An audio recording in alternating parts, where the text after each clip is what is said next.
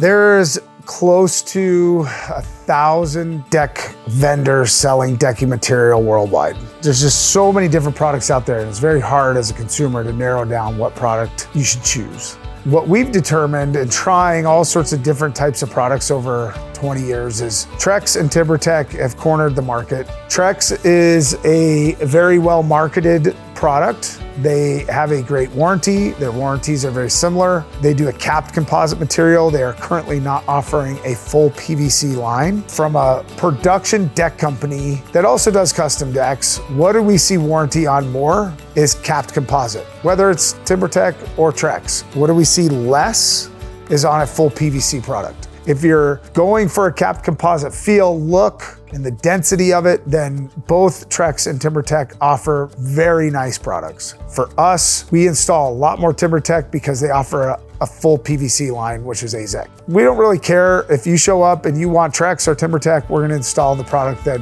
serves you best. People come first, construction, making your outdoors